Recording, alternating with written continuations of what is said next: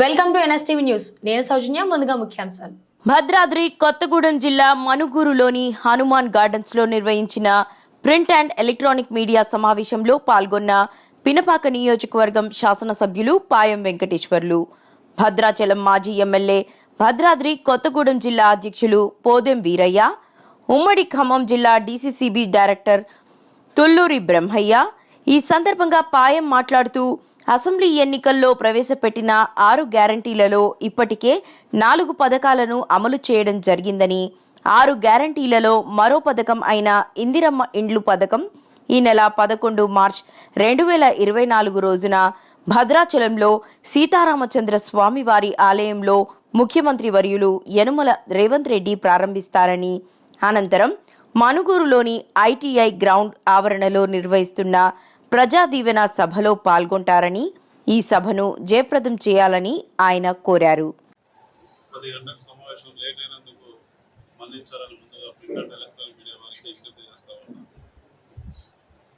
ఈ నెల 11వ తారీఖు జరిగేటటువంటి ప్రజా దీవెన బహిరంగ సభ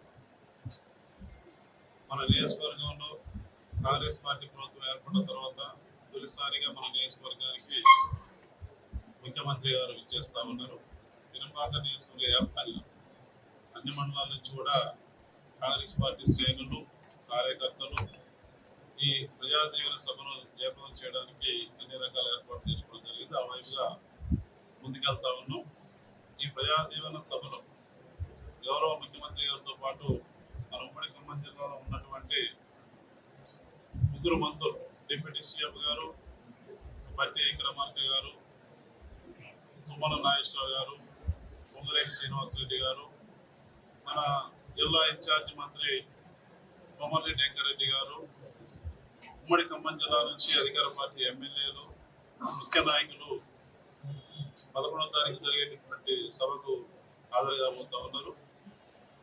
ఆ సభలో ప్రజలందరూ కూడా విజ్ఞప్తి చేస్తా ఉన్నాను. స్థానిక ఎమ్మెల్యేగా కాంగ్రెస్ పార్టీ తరఫున మొట్టమొదటిసారి మన ప్రాంతానికి గౌరవ ముఖ్యమంత్రి గారు వస్తున్న సందర్భంలో నియోజకవర్గ వ్యాప్తంగా కూడా ఎన్నికల ముందు కూడా కాంగ్రెస్ పార్టీ చెప్పినటువంటి 6 పథకాలు ఏవైతున్నాయో గ్యారంటీ పథకాలు మేమందరం కూడా వేదిక మీద ఉన్నాం, వేదిక మీద ఉన్న వాళ్ళందరం కూడా జనంలో తీసుకెళ్ళాం, ఊరూరు తిరిగాం, చెప్పాం మన కాంగ్రెస్ పార్టీ అధికారంలోకి వస్తే ఈ పథకాలు అమలు అవుతాయి. చెప్పిన మాటలు నమ్మారు. మా మీద విశ్వాసం, నమ్మకంతో భారీ మెజార్టీతో గెలిపించారు. ఊహించిన దానికంటే గౌరవప్రదమైనటువంటి మెజార్టీతో గెలిపించారు.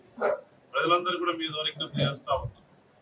మన గ్యారంటీ పథకాలను కాంగ్రెస్ పార్టీ ప్రభుత్వం, ఈ ప్రజా ప్రభుత్వం అట్టడుగున ఉన్నటువంటి అన్ని వర్గాల పేదలకు సమాన న్యాయం చేయాలనే ఒక మంచి దృఢ సంకల్పం, లక్ష్యంతో ముందుకెళ్తున్నటువంటి రాష్ట్ర ప్రభుత్వం ముఖ్యమంత్రి గారు వస్తున్నారు. కాబట్టి ఏదైతే అసెంబ్లీ ఎన్నికల్లో మీరు దీవించారో, విశ్వాసంతో, నమ్మకంతో దీవించారో, ప్రజలందరూ కూడా రేపు 11వ తారీఖు జరిగేటువంటి ప్రజా దీవెన బహిరంగ సభలో మరి పాల్గొనాలని, రావాలని వారందరూ కూడా మీ ద్వారా నేను విజ్ఞప్తి చేస్తా ఉన్నాను. ఈ గ్యారంటీ పథకాలలో 100% ఈ ప్రభుత్వం అమలు చేయడానికి సిద్ధంగా ఉందనేది మన అసెంబ్లీలో కూడా ముఖ్యమంత్రి గారు చెప్పారు. ఆ వైపుగానే ఒకదాని తర్వాత ఒకటి అమలు చేస్తూ పోవడం జరుగుతూ ఉంది. ఇలా చాలా మంది ఇందిరమ్మ ఇల్లు గత 10 ఏళ్లలో చూస్తే గత ప్రభుత్వం చెప్పినటువంటి పథకం ఆ ఇల్లు ఎక్కడ లేవు. ఇప్పుడు కాంగ్రెస్ పార్టీ ప్రభుత్వం గతంలో కూడా ఇందిరమ్మ ఇల్లు ఇచ్చింది. ఈసారి కూడా మాకు వస్తాయని ఆశతో పేద ప్రజలు మరి నమ్మకం పెట్టుకుని గెలిపించారు. ప్రభుత్వం అధికారంలోకి వచ్చింది.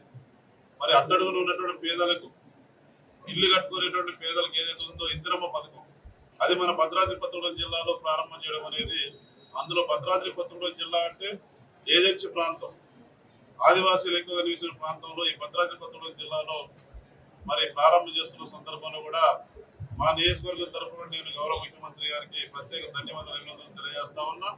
మీ ద్వారా పేద ప్రజలకు ఒకటి విజ్ఞప్తి చేస్తా ఉన్నా.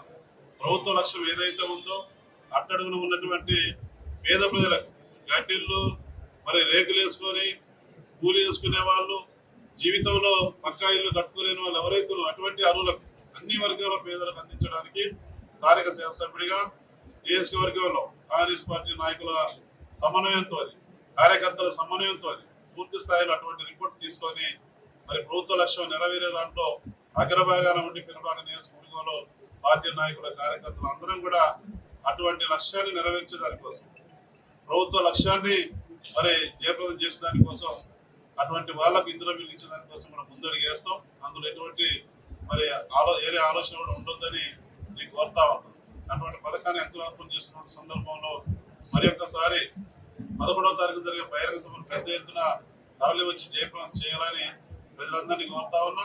3 గంటలకు 11వ తారీఖు 3 గంటలకు మన ప్రభుత్వ ఐటీఐ మనుగూరు మండలం ప్రభుత్వ ఐటీఐ గ్రౌండ్ లో మరి భారీ ఎత్తున ప్రజా దీవెన సభ ఉంది కాబట్టి ప్రజలందరూ కూడా 3 గంటలకే చేరుకొని ముఖ్యమంత్రి గారు ఉదయం వస్తారు భద్రాచలంలో శ్రీరామచంద్ర స్వామిని దర్శనం చేసుకొని అధికారులతో రివ్యూ మీటింగ్ అయిపోయిన తర్వాత మరి అక్కడ మరి ఈ ఇందిరమ్మ పథకం ఏదైతే ఉందో దాన్ని ప్రారంభం చేసి భోజనం చేసి ఇక్కడ డైరెక్ట్గా వస్తారు.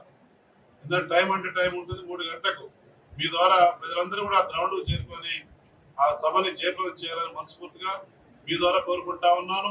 మీరందరూ కూడా మీడియా మిత్రులందరూ కూడా ఇదే ఆహ్వానం. ఇంకా రాని వాళ్ళకు కూడా మరి తెలియజేయడం జరుగుద్ది.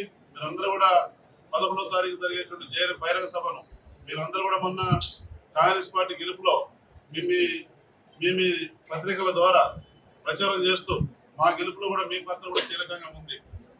మరి మన గత సింగరేణి ఎన్నికల్లో కూడా మరి మంత్రి గారు పొంగులేటి శ్రీనివాసరెడ్డి గారు ఈ ప్రాంతానికి వచ్చినప్పుడు కూడా మీరు అడిగిన రిప్రజెంటేషన్ కూడా చేసినారు. జర్నలిస్టులు కూడా ఇంటి స్థలాలు ఇవ్వాలని చెప్పేసి గతంలో కూడా నేను ఎమ్మెల్యే ఉన్నప్పుడు 2 సార్లు మరి జర్నలిస్టులకు గుండాల మండలంలో మనుగోలు కూడా ఇంటి స్థలాలు ఇవ్వడం జరిగింది. ఖచ్చితంగా మొన్న కూడా నేను మంత్రి గారికి గుర్తు చేశాను.